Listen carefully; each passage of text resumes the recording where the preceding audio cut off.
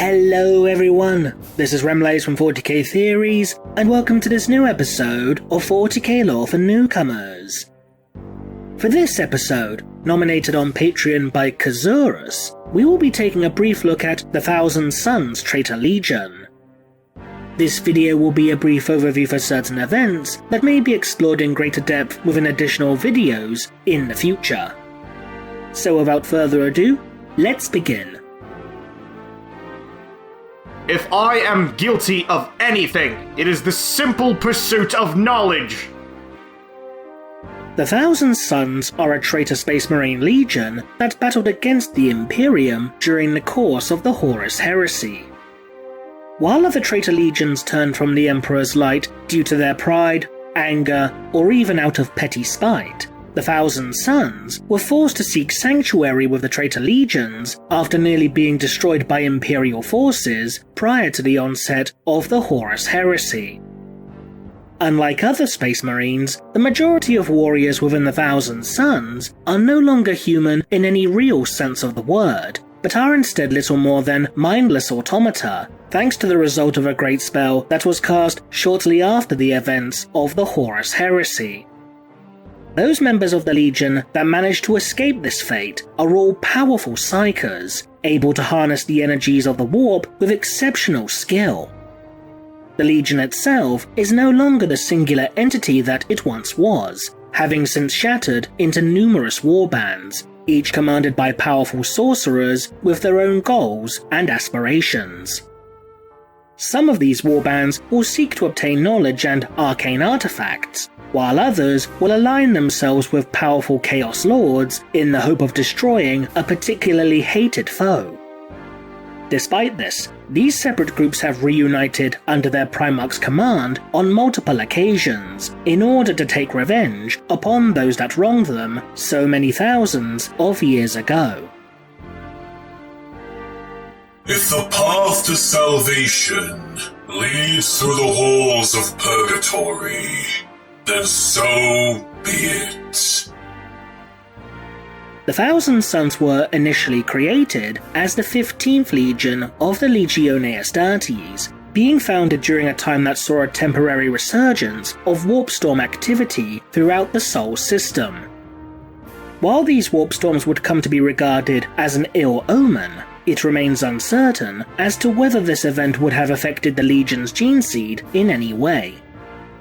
Exactly 1,000 Astartes were initially created for the Legion, which would lead to the Emperor naming them the Thousand Suns, although the number of warriors within the Legion would eventually be increased to full Legion strength. During their formative years, the Legion would be primarily used to quell the last pockets of resistance that refused to submit to the Emperor's rule during the last days of the Terran Unification Wars. After approximately 5 years from the onset of the Great Crusade, the Thousand Suns would begin to manifest a series of genetic quirks. The first of these was that each member of the Legion would begin spontaneously developing psychic abilities. The second and more concerning of these genetic abnormalities, which became documented during the compliance of Benzant, was a series of degenerative and uncontrollable mutations which would come to be known throughout the Legion as the Curse of the Flesh Change. The Legion would inter many of those who succumbed to the flesh change into stasis, in the hope that a cure for their condition could be found, resulting in the number of active Astartes within the Thousand Suns dwindling further and further over time. The effects of the flesh change would become so widespread throughout the Legion that a number of high-ranking Imperial officials would suggest that the Legion be disbanded entirely, and for all trace of their existence to be expunged from Imperial records. Shortly after this, the Legion would become reunited with their Primarch, Magnus the Red, who had been discovered upon the world of Prospero, which brought a rare moment of celebration for the Legion in spite of the sorrows brought about by the flesh change. What little remained of the Thousand Suns would remain upon Prospero, as the rest of the Emperor's forces returned to conduct the Great Crusade, and within a day of the Emperor's departure, the flesh change began to grow more and more prevalent, until the entire Legion was afflicted with the condition. Magnus, unable to bear the suffering of his gene-sons, would conduct a strange and esoteric procedure to seemingly cure the flesh change from the Legion, though this would ultimately prove to be temporary. Those battle brothers who were least affected by the mutations would have their genetic structure stabilized due to their Primarch's actions. In the aftermath, it was, perhaps ironically, revealed that approximately 1,000 of the Legion's warriors would survive this process. However, the Legion was granted the opportunity to rebuild itself and eventually rejoin the Emperor's forces in the Great Crusade, drawing recruits from the psychically sensitive population of their new homeworld. Magnus would then begin to make changes to the very structure of the Legion, as well as introducing the 5 Prosperine cults into its ranks. Each of these cults would specialize in one of 5 psychic disciplines, allowing each of the 1,000 Sons to study and master their abilities. These cults were the Corvidae, which focused on precognition, the Pyrae, which studied the arts of pyrokinesis, the Pavoni, which centered upon biomancy, the Athenians, who focused upon telepathy, and the Raptore, which focused upon telekinesis. The psychic abilities of the 1,000 Sons, which itself had long been a topic of concern for many, would begin leading to accusations of the Legion practicing sorcery and witchcraft from a number of detractors. These growing voices included Mortarion, the Primarch of the Death Guard, who was well known for his hatred of Psykers, and Leman Russ, the Primarch of the Space Wolves Legion. This, combined with a series of rumors implicating Magnus as dabbling in sorcery, would lead to the Emperor convening the Council of Nicaea, which became known by some as the Trial of Magnus the Red. Officially, the council was held in order to determine whether the Legione Astartes should continue to utilize Psykers within their ranks. Despite the impassioned arguments made by Magnus, his legion, and a number of librarians from a multitude of other legions, the Emperor decreed for the librarius of each legion to be disbanded, and for those psychically sensitive Astartes to be returned to rank-and-file duty whilst being forbidden from ever utilizing their powers. Magnus would himself be ordered by the Emperor to immediately cease his studies of the warp, or suffer the consequences. Shocked and disheartened by the Emperor's decree, the 1,000 Sons would begin to withdraw from the Great Crusade, and return to Prospero. Despite being ordered to cease his studies into the powers of the warp, Magnus would continue to make use of his abilities. The Primarch learned that the events of the Horus Heresy would soon come to pass.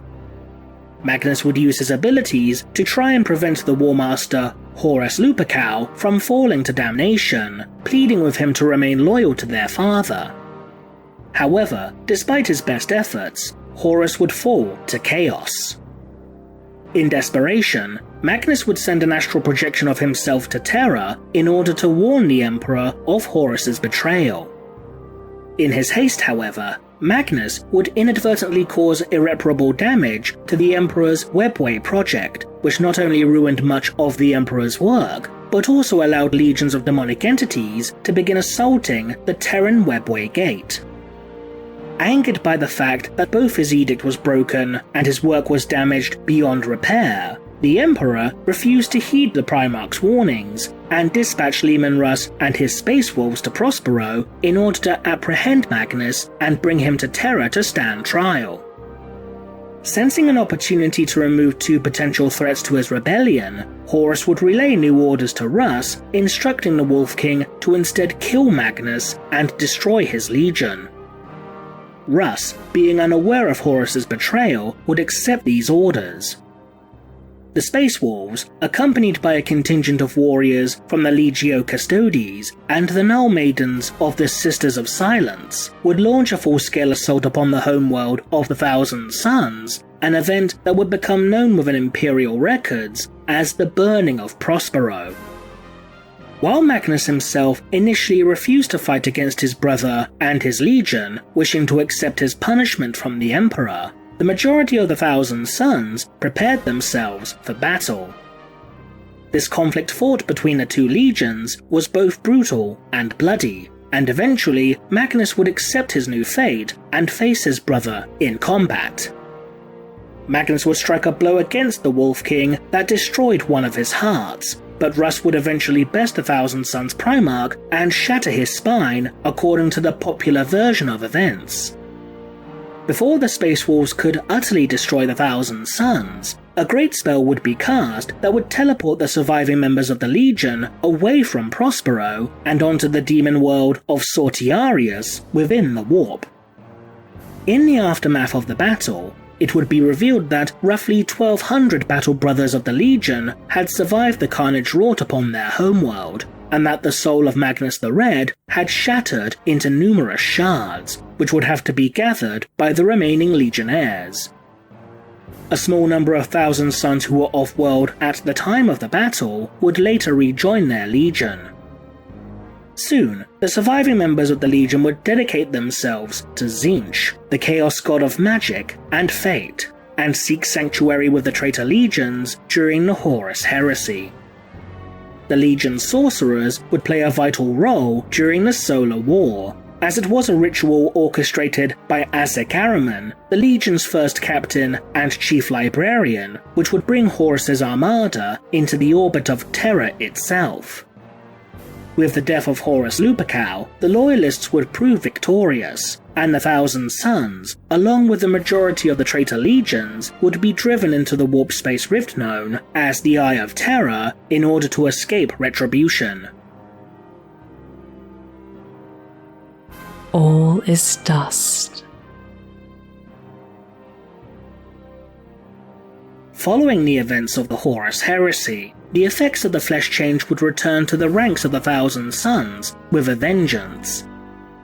Fearing that they would devolve into mindless chaos spawn, and that their past exploits would have been for nothing, a conclave of sorcerers led by Ahzek Ahriman gathered upon Sortiarius in order to prepare a great spell that would rid the curse of the flesh change from their legion forever. This spell, called the Rubric, was so intense that when it was cast, the storm of magical energies unleashed caused even demons to flee in sheer terror. After countless days, the spell would finally be ended when Magnus the Red, who by this point had been transformed into a demon prince of Tzeentch, stepped in to personally end the spell. The spell was both a success and failure, as while the most powerful of the Legion's warriors had been cured of the flesh change and had their powers augmented in the process, the bulk of the Legion's warriors had been turned into handfuls of dust and ash. Their armor was magically sealed shut and their souls forever trapped within, becoming mindless automata known as Rubrici, or as they are otherwise known, Rubric Marines. Magnus, in his anger, would then exile Ahriman and his conclave from Sortiarius. Over the millennia, the Thousand Sons, either as a legion or separate warbands, have fought against the Imperium on numerous occasions. The most prominent conflicts would be their numerous battles against the Space Wolf chapter, as the Thousand Sons have, understandably, never forgiven the Wolves for the destruction of Prospero. The first of these vengeance campaigns occurred during M32, with the Battle of the Fang. Magnus would taunt the Great Wolf of the Space Wolves chapter, Harek Ironhelm, by assaulting a number of worlds within the Fenris system, and remaining just out of reach from the Wolves. Harek, in his eagerness to destroy Magnus and his legion, would blindly take the bait, mustering the entirety of the route for an assault upon the world of Gangava, where the traitors were reportedly building their strength. This act left the chapter's fortress monastery of the Fang defended only by a single great company. Magnus would launch a full-scale invasion of Fenris, and while his forces would ultimately be repelled by the defenders, thanks to the experience of the dreadnought Bjorn the Fell-Handed and the swift return of the rout, the traitors would succeed in destroying a cure for the gene seed flaw known as the Curse of the Wulfen. The second of these campaigns of vengeance against the Space Wolves would take place during the later years of M41, with the siege of the Fenris system. as the Space Wolves attempted to repel an assault from the Alpha Legion and other chaotic forces in their home system, Magnus the Red would take advantage of such a golden opportunity, launching another full-scale invasion of Fenris. While the Thousand Suns unleashed untold destruction upon the Space Wolves, they would once again be defeated due to the banishment of Magnus by Great Wolf Logan Grimnar. However, despite being driven from Fenris itself, the Thousand Suns would succeed in conducting a ritual powered by the death of the nearby world of Midgardia. The world of Sortiarius would be dragged from the warp and into the orbit of their former homeworld of Prospero, not only creating an immense tear within the fabric of reality, but also unleashing scores of demonic entities in the process. The Thousand Suns still hold their vendetta against the Space Wolves even to this day, and as such, it's extremely likely that these two bitter enemies will face each other upon the battlefield sooner rather than later. And that concludes this episode of 40k Lore for Newcomers. If you liked this video, consider supporting us on Patreon for more content. To those who are new to 40k, we hope you learnt something. So leave a comment below, and thanks for watching.